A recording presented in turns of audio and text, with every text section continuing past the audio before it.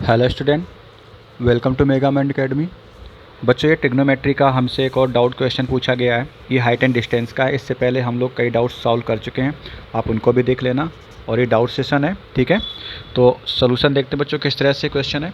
The lower window of a house is at a height of 2 metre above the ground. बच्चों, हमसे कहा गया है कि एक विंडो है, ठीक है, जो कि कितनी बच्चों 2 मीटर अबव है। तो मान लो ये हमारा ग्राउंड लेवल हो और इसी ग्राउंड लेवल से 2 मीटर अबव एक विंडो है, ठीक है। हमने कह दिया ये हमारा 2 मीटर है। यहाँ पे पहली विंडो लगी, इसको हम W1 बोल देते हैं। और इसी विंडो के आगे की कहानी क्या है, देखो।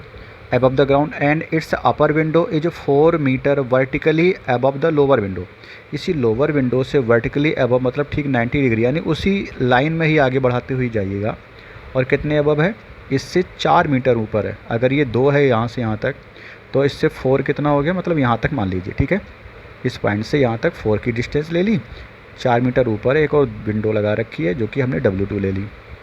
चलिए आगे पढ़ते हैं। क्या है, कह रहा एट सर्टन इंस्टेंट, किसी क्षण, निश्चित क्षण पे क्या पाया जाता है। The angle of elevation of a balloons from these windows are observe to be 60 and 30 degree.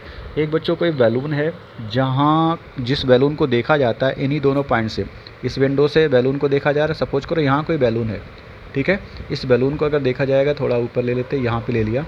तो अगर इस बैलून को हम देख रहे हैं तो एंगल ऑफ एलिवेशन बनेगा इस विंडो से, और इस विंडो से भी बच्चों बन रहा है, तो एंगल ऑफ एलिवेशन दोनों बने हैं। यानी बैलून की हाइट दोनों विंडो से अबव ही ली जाए। तो ये हो गया। अब हमारा ये ट्रायंगल अगर बनाना है तो इसको ऐसे फिर मिलाना पड़ेगा, ट्रायंगल भी तो बनाना पड़ेगा हमें, और इसको भी ऐसे मिला देंगे। तो इस तरह से हमारा ट्रायंगल कंप्लीट हो जाता है, ठीक है। और ग्राउंड तो ये है बच्चों, तो हम इसको भी मिला देते हैं। लास्ट में लिखा है find the height of balloon from above the ground. Ground के ऊपर से हाइट कितनी है बैलून की, ये ग्राउंड यहाँ से नापना है बच्चों। अगर ये 2 है तो ये भी हमारा 2 ही तो होगा। ये अगर 4 है तो ये भी 4 होगा, ठीक है। अब इतना पोर्शन हमें नहीं पता, इसको हम सपोज कर लेते हैं कितना, h। ऐसे हमने इसको मान लिया x। ये बच्चों अगर x है तो ये भी x ही होगा, और ये भी तो फिर x होगा। इस तरह से हमने कुछ ऑब्जर्वेशन करके मान रखे हैं। और हमारे एंगल कौन कौन से, उनको बहुत अच्छे से आप लिखिएगा। 60 एंड 30 डिग्री रेस्पेक्टिवली लिखा है, यानी कि जैसे विंडो बताएगी उसी आधार पे आप बनाइएगा। 60 डिग्री पहले है तो पहली विंडो के लिए 60 डिग्री हो गया। तो पहली विंडो W1 है, उसका हमारा एंगल कितना, 60 डिग्री, यानी कि ये एंगल कितना बच्चों, 60 डिग्री गिवन है। दूसरी विंडो के लिए 30 डिग्री बनाइएगा, ये एंगल हमारा 30 डिग्री हो गया। आई होप आपको बात अब समझ में आ चुकी होगी, ठीक है। चलिए हमें क्या करना है, ग्राउंड से बैलून की हाइट बतानी। ये 4 + 2 कितना हो गया बच्चों, ये तो 6 हो गया। आप इसको तो ऐड ही कर सकते हो, ये हमारा 6 हो गया। चलिए ये तो आसान हो गया। अब हमें केवल h की वैल्यू निकालनी है और हमारा आंसर हो जाएगा बैलून की हाइट कितनी, h + 6 हो जाएगी। तो चलिए हम लोग पहले ट्रायंगल में लगाते हैं।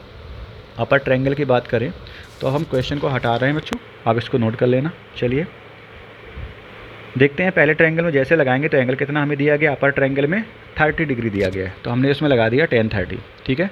तो tan 30 हम जैसे लिखेंगे तो परपेंडिकुलर कितना हो गया, h हो गया। तो h अपॉन कितना जाने वाला बच्चों, x जाने वाला, तो h अपॉन x आ गया। और tan 30 की वैल्यू कितनी होती है, 1/√3 होती है। तो 1/√3 इक्वल टू कितना हो गया, h अपॉन x हो गया। और यहाँ से हम अगर कहें क्रॉस मल्टीप्लाई करें तो x इधर, √3 मल्टीप्लाई इधर हो जाएगा, तो x इक्वल टू कितना आ जाएगा, √3h आ जाएगा। आई होप आपको पहली इक्वेशन समझ में आ गई होगी। अब हम आते हैं दूसरी के, इस वाले ट्रायंगल की बात करते हैं। तो इसमें बच्चों देखो परपेंडिकुलर कितना, ये पूरा है, h + 6 है, सॉरी h + 6 तो यहाँ तक था, h + 4 ये होगा, तो 4 ये h ये, तो h + 4 हमारा परपेंडिकुलर हो गया इस वाले ट्रायंगल के लिए, ठीक है। तो अब देखते हैं tan 60 लगाते हैं, h + 4 हमारा परपेंडिकुलर, और बेस कितना बच्चों, x ही है, यहाँ भी x, यहाँ भी हर जगह x होगा, ठीक है। तो चलो अब वैल्यू रख देते हैं। tan 60 कितना होता है, tan 60 आप जानते हो √3 होता है। अब हाइट एंड डिस्टेंस पढ़ रहे हैं तो आपको वैल्यू तो याद होनी चाहिए, तो आपने आई होप वैल्यू याद कर रखी होगी, नहीं तो आप याद कर लो, आसान हो जाएगी। हाइट एंड डिस्टेंस कितना आएगा बच्चों, h + 4/x आ जाएगा। क्रॉस मल्टीप्लाई कर दीजिए तो हो जाएगा √3x, किसके इक्वल, h + 4 के।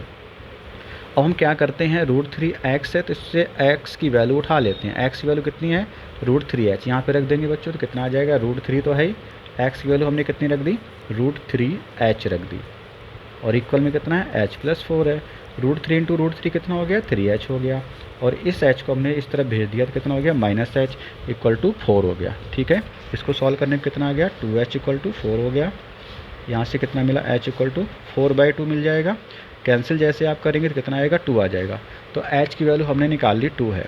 तो h की वैल्यू निकाली है जो कि अपर पार्ट की ही हाइट है। तो टोटल हाइट कितनी हो गई, यानी कि हाइट ऑफ बैलून कितनी होगी, जो हमें रिक्वायर्ड आंसर चाहिए।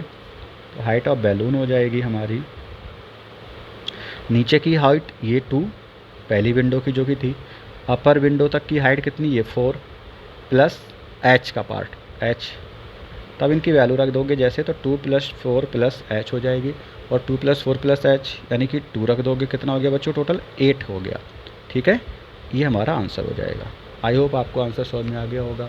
ठीक है, अगर यहाँ से नहीं, यहाँ पे देखो इसकी वैल्यू बस 2 ही तो रखनी थी, तो कितना आ गया, 2 + 4 + 2 कितना, फाइनली 8 आंसर हो गया। तो ये आपका आंसर है, आपको समझ में आ गया होगा। नेक्स्ट मिलेंगे बच्चों, आप अपना डाउट हमें सेंड करिए।